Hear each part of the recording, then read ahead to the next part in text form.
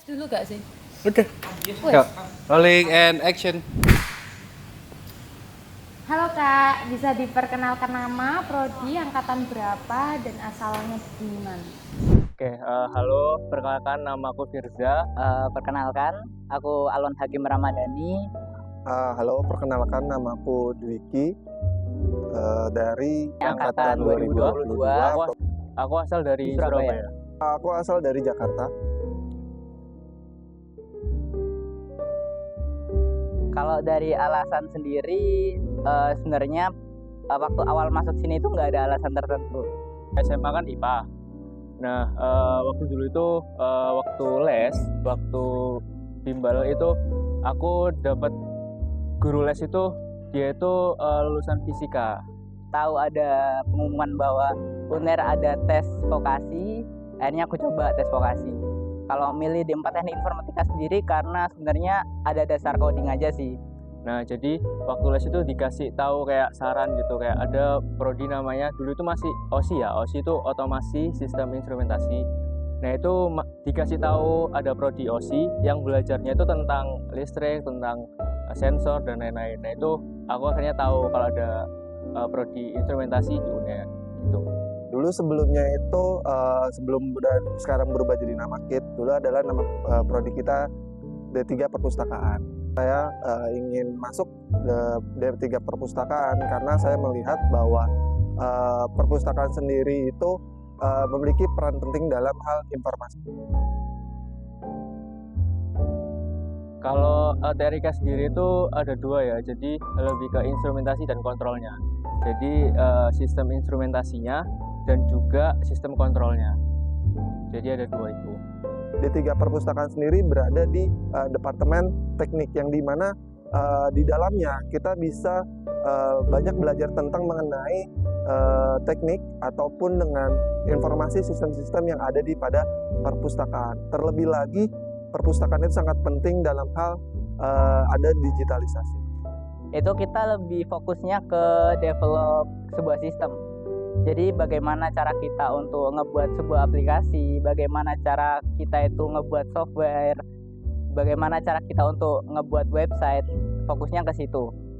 Tapi nggak sesimpel bagaimana, tapi benar-benar diperinci di prodi ini.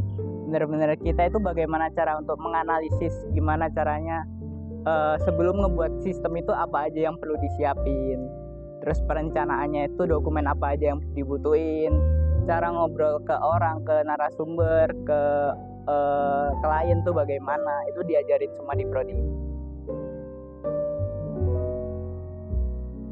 Nah, TRIK itu belajarnya itu tentang instrumentasi dan kontrol. Nah, untuk instrumentasi itu apa sih, kan banyak yang mikir itu kayak alat musik kan ya. Nah, instrumentasi itu lebih ke alat ukur. Jadi kita belajar alat ukur, safety sama sistem perancangan. Nah, untuk kontrolnya sendiri itu sistem otomatis dari alat tersebut. Jadi tentang dua hal itu untuk TRIK sendiri. Sebelumnya di tahun ini kita baru saja transformasi menjadi kearsipan dan informasi digital. Sebelumnya saya di D3 Perpustakaan itu kita mempelajari banyak hal. Salah satunya adalah ada pembinaan koleksi, layanan koleksi, lalu juga teknologi informasi dan komunikasi. Bahkan ada juga mata kuliah yang mungkin kita nggak nyangka kalau kita mempelajari hal itu, seperti desain grafis, seperti juga semisal ada juga kita belajar tentang sistem data, itu desain web, dan juga rekayasa aplikasi perpustakaan. Soal analisis tadi, jadi kita emang belajarnya tentang develop sistem. Jadi rinciannya itu tadi kita mulai dari belajar analisis, belajar perancangan, dokumentasi, belajar wawancara ke publik, ke klien, terus kita belajar juga untuk programmingnya, develop aplikasinya, terus sampai ke tahap finalisasi itu tadi. Bahkan dari tahapan-tahapan ini tadi itu juga banyak sekali cabang di bawahnya lagi. Seperti kalau programming, kita di programming sendiri itu bisa kebagi jadi banyak macamnya. Bisa kita fokus untuk programming bagian tampilan aplikasinya, kita bisa fokus untuk programming bagian database-nya atau sekedar analisa aja, itu bisa. Dan itu semua diajarin di sini. Kita di Kearsipan Informasi Digital itu banyak prospeknya. Alhamdulillah lumayan luas. Teknik informatika ini cukup luas banget karena sangkut pautnya sama teknologi, dan seiring berkembangnya zaman kita, teknologi itu bakalan berkembang juga. Bakalan banyak lapangan pekerjaan baru terkait teknologi juga. Karena di TRIK itu kalau misalkan karena teknik ya, mau ke industri itu bisa, kayak oil and gas, terus habis itu manufaktur itu bisa. Tidak hanya menjadi pustakawan ataupun arsiparis, tapi kita juga bisa menjadi manajer dari dokumen, lalu juga ahli dokumen ya, digital terutama, lalu juga kita juga bisa jadi manajer dalam hal digitalisasi arsip, kearsipan. Mungkin di sini aku bisa bagi jadi 3 prospek kerjanya. Yang pertama itu sebagai programmer pastinya, terus yang kedua sebagai analis, dan yang ketiga sebagai desainer. Nah, untuk yang sebagai programmer ini bisa dibagi lagi jadi beberapa macam. Dia bisa jadi sebagai front end development, itu dia yang bagian ngeprogram tampilan dari aplikasinya. Terus dia juga bisa jadi back end development, itu dia yang bagian ngerancang database-nya. Terus masih banyak lagi kalau program itu, dia bisa ngebuat game, itu juga tergolong programmer. Dia bisa ngeprogram software aplikasinya, atau full stack, dia ngeprogram semuanya, itu juga bisa. Mau agak sedikit nekat gitu keluar, nah itu bisa ke medis. Jadi karena kita juga dapat matkul instrumen medis, yaitu belajar tentang alat ukur, alat instrumen medis. Selain itu juga di luar bidangnya pun kita masih bisa masuk. Seperti ada yang mau jadi konsultan, mau jadi ahli komunikasi, jadi bagian dari content creator ataupun juga desainer, itu bisa ke ranah dari perpustakaan. Kenapa? Karena pustakawan sendiri atau arsiparis sendiri harus harus bisa mengikuti perkembangan zaman, yang dimana apa yang kita butuhkan dalam masyarakat itu kita harus lakui. Terus kalau dia dari analis sendiri, dia bisa jadi analis data. Terus atau dia bisa juga jadi project manager perangkat lunak. Terus itu dari analis. Biasanya analis ini dia paham keseluruhan. Dia bisa jadi programmer, dia juga bisa jadi desainer. Dialah yang paling paham. Cuman dia di sini sebagai project manajernya yang ngarahin orang-orang di bawahnya. Terus yang terakhir itu yang desainer tadi. Kalau misalnya kan ada beberapa orang yang nggak bisa ngeprogram, yang kayak takut banget kalau disuruh ngeprogram. Nah, di prodi kami juga ada solusi. Kalau misalnya emang fokus kalian nggak di programnya, paling nggak kalian paham lah gimana sistem ini berjalan. Nah, tapi di sini kalian cukup jadi desainer aja. Jadi desainer UI UX atau dia ngedesain tampilan dari aplikasinya. Itu bisa pakai software desain pada umumnya kayak Photoshop, Figma, Canva juga bisa kayak gitu.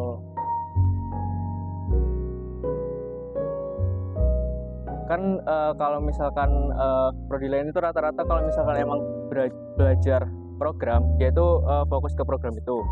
Sama kalau belajar tentang mekanik atau belajar hardware itu fokus ke situ. Nah, di TRIK itu dua-duanya kita pelajari. Jadi program juga, software juga, sama mekanik juga atau hardware. Jadi kita belajar coding, tapi kita juga belajar ngebengkel gitu. Jadi lebih lengkap lah. Menariknya apa KID? Salah satunya adalah sekarang KID merupakan diploma 4 atau sarjana terapan, yang dimana itu sudah setara dengan S1.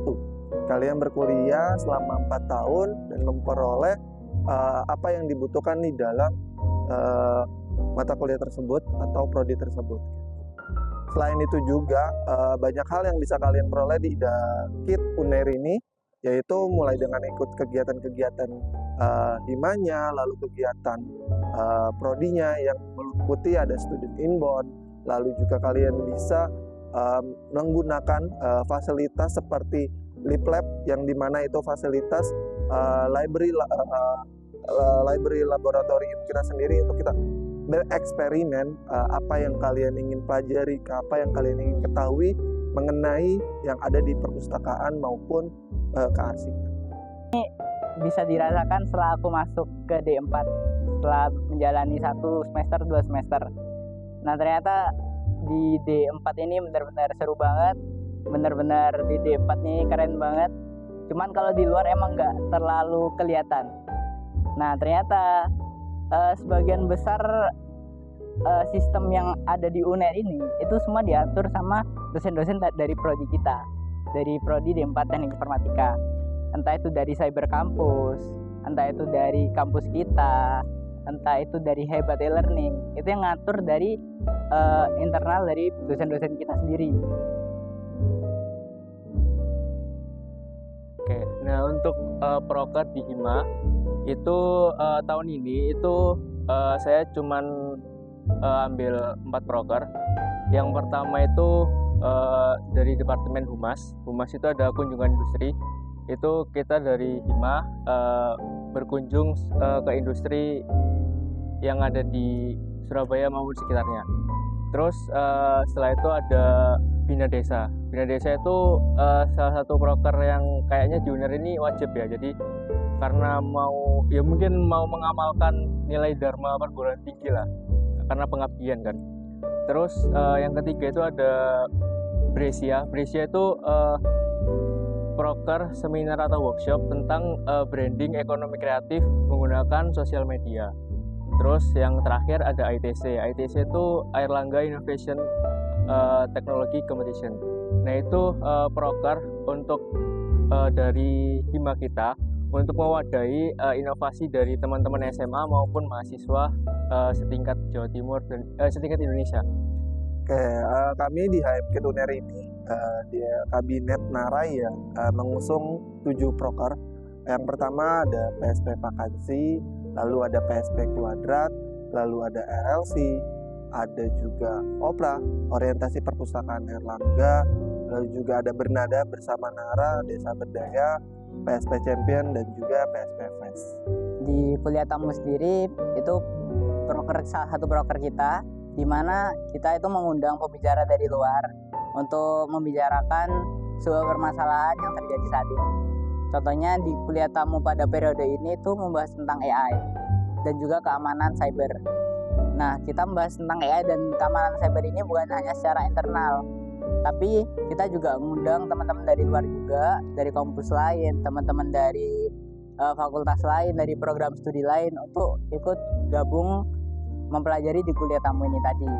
Jadi nanti di sana itu diterangin gimana sih keadaan cyber saat ini, keadaan keamanan cyber saat ini itu kayak gimana, terus solusi dari AI itu kayak gimana, kayak gitu. Itu untuk kuliah tamu.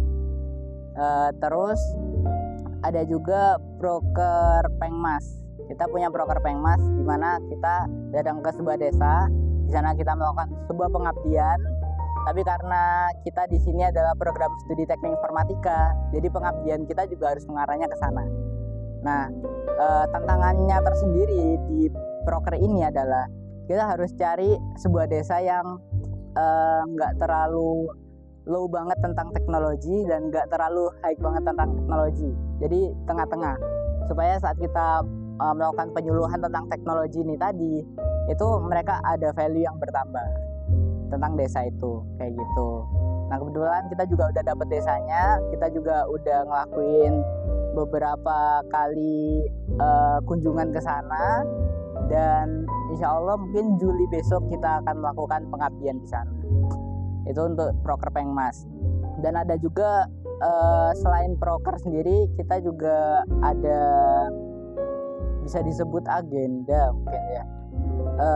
Agenda yang paling mencolok untuk kita bisa berinteraksi dengan luar itu agenda wirausaha kita, dimana kita di sini ada satu departemen khusus yang mungkin ini cuman HIMA TI yang punya, itu adalah Departemen Software House. Nah, Departemen Software House ini adalah kegiatan wirausahanya teman-teman TI, dimana teman-teman TI ini akan teman-teman TI ini bakalan cari klien di luar, cari permasalahan orang-orang di luar untuk diselesaikan pakai permasalahan TI.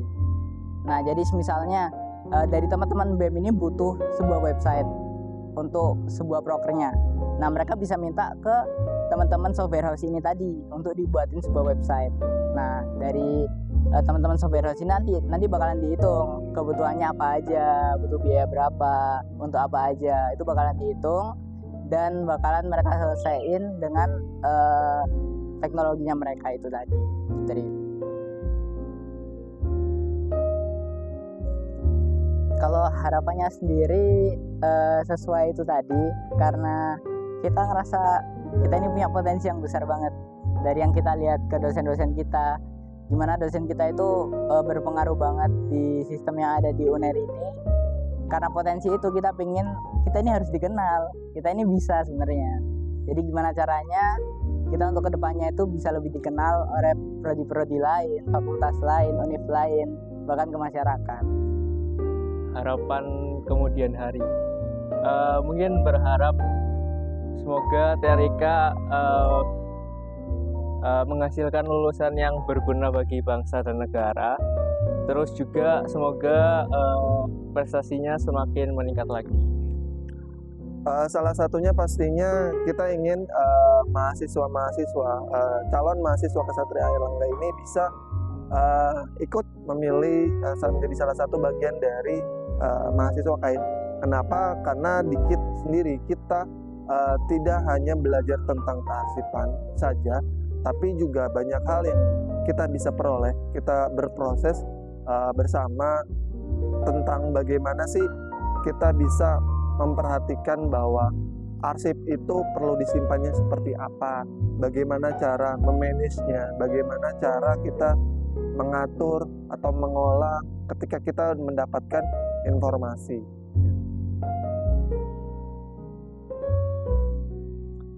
Kearsipan informasi digital.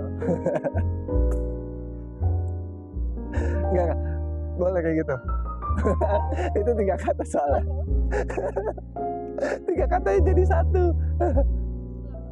Oke, 3 kata ya.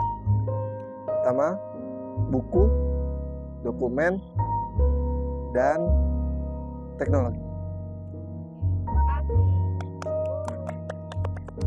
3 kata tanpa menyebutkan.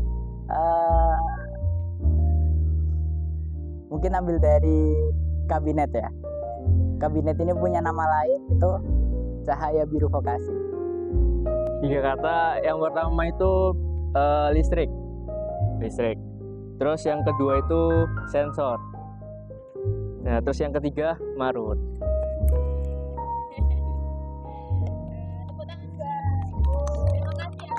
Sama-sama. Kembali kasih teman-teman.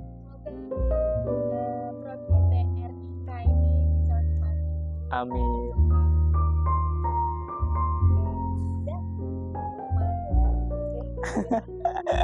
Iya, aku juga makasih banget udah diundang di acara ini, keren banget teman-teman BEM semua, Hublu. Sukses buat Prodi dan Mas Deva. Amin, amin.